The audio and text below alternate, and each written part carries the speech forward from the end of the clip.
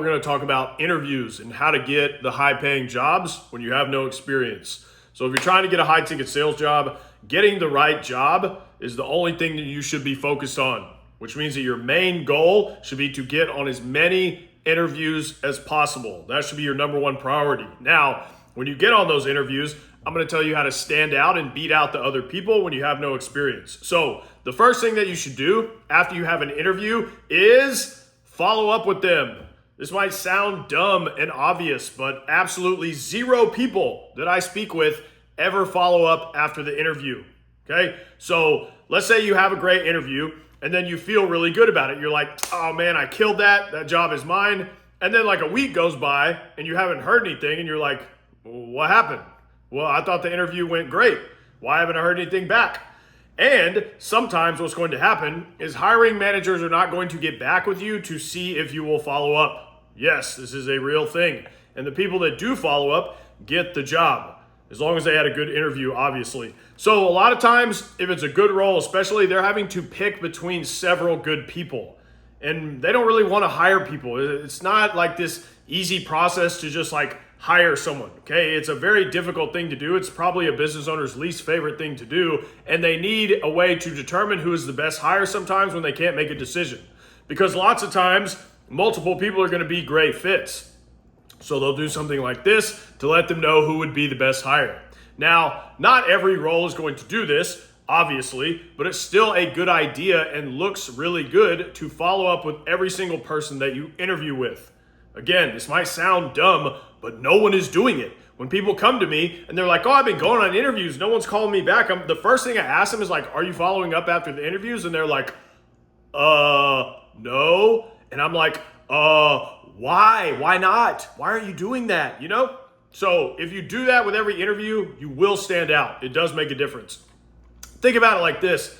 If you're the person interviewing people and you talk to like multiple people who you're like, man, that guy would be a good fit. That guy would be a good fit. How do you make the decision? Sometimes it's very difficult, especially when you're hiring someone to do something in your business, you know? It's kind of a big deal. But when one of those good people follows up a day or two later, that looks good to you and you're like, oh, you know what? I kind of like that guy. I'll just go with this guy. And now you're also front of mind for them. So when you first get off the interview, how do you do this? Just send them a thank you message almost immediately. So if you have their email or however, what contact information you have for them, just be like, hey, John, it was really nice meeting you. I enjoyed speaking with you on our call. Thanks for taking the time to talk with me. That's it. Like literally that short, just right after the interview, send them a short thank you message. And then when you follow up, I would wait at least a couple of days. And then I would follow up with a message that says, hey, John, I'm still very much interested in this role. Again, I enjoyed talking with you about blah, blah, blah. It helps to have like a specific thing that you mentioned that you guys talked about. And then say, I really want to be a part of this business and help you grow and scale. I'll do whatever it takes. That's it. But the words are not important, right? That's just an example. What you say is not as important as the fact that you are following up. So just remember that point. Number two, how you can stand out and get these jobs with no experience is you need to be firing as many shots as you can, okay? So all the people I know who make lots of money or who are super successful at anything, every single one of them is just constantly doing shit all the time. So they're just taking a ton of action towards whatever they want. And most people are just constantly not doing shit. Think about it. What did you do today to get the things that you want or move closer to your goals? Probably nothing. Did you do anything today, like legitimate needle-moving actions to move closer towards your goals? And if you did take any action, was it basically just the bare minimum? Successful people, from my experience, just fire a ton of shots all the time. And they just take way more action than the average person. That is the actual secret to success that I have found. And sure, many shots, when you take tons of action, those shots are going to go nowhere. But you aren't nailing the bullseyes unless you're missing a ton of shots along the way. So when you see someone who's got millions of dollars and you're like, oh, fuck that guy, or they're like super successful at something, all you're seeing is the final result. You were simply seeing them in a snapshot in time, but you didn't see all of the shots that they possibly took that they missed on the way to get there, which could have been years of doing that. Most people in general just don't take enough action at all, like not even close. They don't do enough work. They don't do enough outreach messages. They don't apply to enough roles. They only apply to like one role or do a messages for like a week, and then they wonder why nothing's working for them.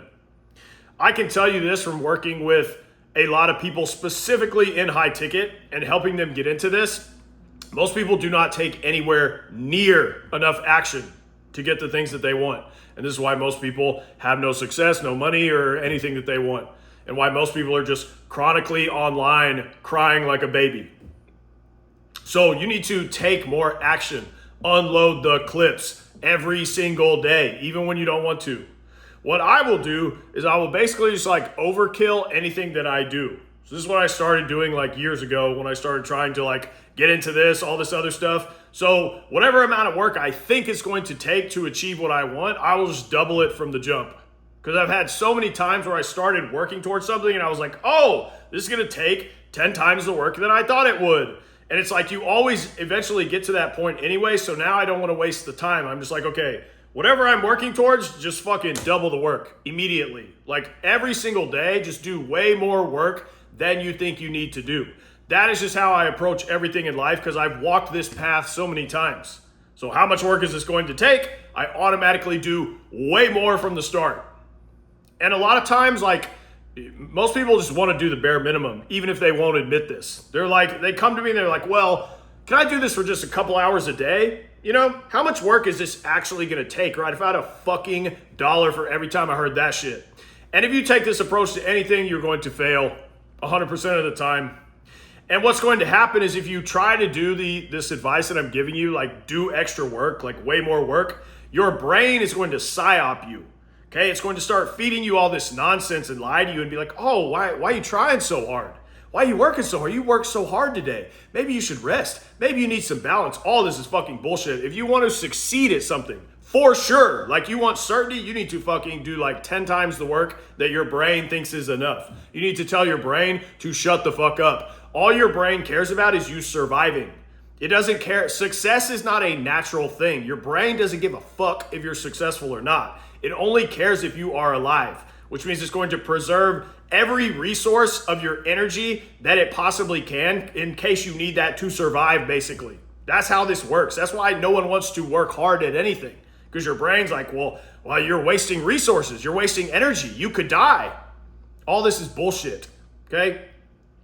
And again, when you go to do this extra work, your brain is just going to try to get you to do the bare minimum because it doesn't want you to do anything uncomfortable. So you just need to tell your brain to shut up and do more work than is necessary.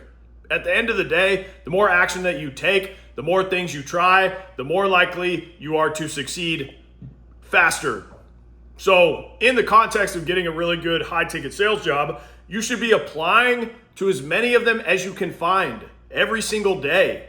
Okay? Don't worry about the quality. You need to get the ball rolling, right? Reaching out to as many people as you can find. And I even recommend applying to the same role multiple times. So what does this mean? I've had people in my program reach out or get jobs on like the 8th or 10th follow-up message. Okay, so like the 8th or 10th time they messaged them, and every message before that was either unread or they got left unseen.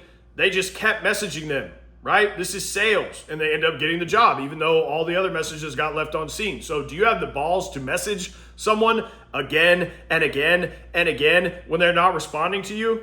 If not, you should find them. And even if you get on an interview for a great role, it's another example, and you follow up with them like I mentioned earlier, and you still don't get the role, you can apply again in like a month, bro. Sales has a very high turnover rate, and you never know when a salesperson is going to drop out. It happens all the time. So in this example, if you're persistent in sales, you can get a great job because persistence is a key quality of the best salespeople. So why wouldn't you be persistent for getting the jobs that you want? You know what I mean? If that role sees that you're persistent and they've already spoken to you and they already know you, they're like, oh, we did interview him like a month ago. And they're like, damn, he's persistent. He did have a good call the first time. This other guy just dropped out. You were just highly likely to come in and get that role that you initially got rejected for. What do you have to lose? You know what I mean? And if all of this sounds like too much work for you, this is not the channel for you. There are plenty of other people on YouTube, thousands of them, okay, who will lie to you and tell you, hey, this is the easy way. This is the best way, so that you will buy their program or course, and then they're just going to leave you out to dry. People who are promising you that you can make 10, 20K a month with like no effort and like a few hours a day and it will be super easy, that's not real. Nothing like that exists in the galaxy, bro. Otherwise, some loser would have already found it and he'd be doing it and he would have told all the other losers and they'd all be doing it. You get what I'm saying? There's no easy way. It's all work. Anything when you first start is going to take a lot of work and perseverance at the beginning to get it going or get it to the spot where you are making the amount of money that you dream about making. There's no secret that you are going to find on the internet that will be the magic easy button that you are looking for. But if you're honest with yourself, that's what you're constantly looking for when you click on thousands of fucking YouTube videos. The easiest way to get money where you don't have to work hard. Right? Now, high ticket sales, in my opinion, is the easiest way I've found for anyone to make that amount of money because you don't have to start a business, right? It's just one responsibility. But it's still a lot of work at the beginning. Like, you're never going to get around that, period. Now, nothing is ever going to be as hard as it is in the beginning, right? So just remember that. Nothing you try to build, do, or get into will ever be as hard as at the beginning when you first started. And most people are just going to quit before they ever get past that difficult beginning. Think about it like a video game. The most difficult boss when it comes to money, business, getting into a new like legitimate sales career, the hardest boss is at the beginning. You know what I mean? Like, you have to get over that hump where you have no idea what you're doing. You've never done this before. You're fucking clueless and stupid, and you have to start getting repetitions and experience, and then it gets easier and easier and easier. So it's like a reverse video game. Just think about it like that. And most people will never get past the first boss because they're just lazy and they give up and they think it's going to be, they put in a tenth of the work that they need to. And this is why success at anything eludes them. Lastly, a great way for you to stand out when you are applying for these roles, and this one is going to be a hack or trick. I hate these words, but it works insanely well because no one else is willing to do this. What you want to do is you want to look at the type of role that you are applying for, that you are interviewing for, and whatever they are selling, just take a look at their product or their service. And then what you want to do is you want to open up a Google document and you want to write out a 1-page, 2-page max, very short, to the point, write out a sales process or a sales script on how you would sell this specific product. So you want to make this before the interview, okay? And it does, I can't emphasize this next sentence enough. It does not need to be anywhere near perfect. You don't need to overanalyze this. The whole point of this is to do something that not one other person they are interviewing is willing to do. And it might take you 30, 45 minutes max. I could do this shit in 10 minutes. And the way I would do this is, again, look at the product that they are selling and then think about, okay, the people that are buying this product, what are the problems that they have? Why are they buying this product? What problems are they trying to solve when they go to buy this product? Why are they buying it? So you don't want to write about the features of the product. You want to write out a sales process that speaks to how this product solves the specific problems these prospects would have. So what's an example to make this clear? Let's say it's a fitness coaching program. You don't want to sell the features. You don't want to be like, oh, our program, we give you 3 months longer than all the other programs. We give you way more workouts, way more meal plans. This is boring. No one cares about this stuff, okay? Instead, what you want to say is, with our program, once you complete it, you're no longer going to feel insecure. You will feel way more confident. You will feel so great about yourself, and you'll actually be able to date again.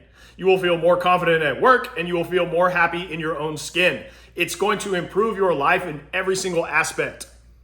That is what speaks to people. That especially when someone's out of shape and overweight, that type of shit's what speaks to those people. So that is how you sell people on things, as long as it's right for them, obviously. And another example would be like, if there's a car that you want, like, they're not trying to sell you on like the size, all the different like features of the car, right? The boring shit inside the car or whatever. I get that can be interesting, but the point is, you're buying that car because of the way it's going to make you fucking feel. And probably because you want other people to see you in the car. So you sell that, not like, hey, this car, look at all these numbers in this car, all the details and shit. No one gives a fuck about that shit. They care about this. Like, how's this going to make me feel? How are other people going to see me in this car? You get what I'm saying? That is sales. People don't give a shit about how many months longer your coaching program is than someone else's, or hey, get 1 month free. They don't care, okay? They care about, how does this help me, right? We're all selfish at the end of the day. What is this going to do for me in my life? So coming from that frame and that perspective, by the way, if you can drill that into your brain as a salesperson, and every sales call or meeting you get on, you can remember that that's all people care about, you're going to make more money in sales than you ever dreamed was possible. Now, what you want to do to wrap this point, write out a short document and just freestyle it. Make sure the grammar is correct, obviously, and then just send it. You don't need to overthink this. The act of doing this, again, is impressive to anyone who is hiring, and they are not going to judge your document as harshly as you will. So if you do these things, it would be impossible for you to not stand out and land a really good offer. You will get consideration and land the role over other more qualified people who are lazy and are not putting in this extra effort. So that's the end of the video. If you want my help getting a closer role or a setter role, go to the links in the description. Until next time.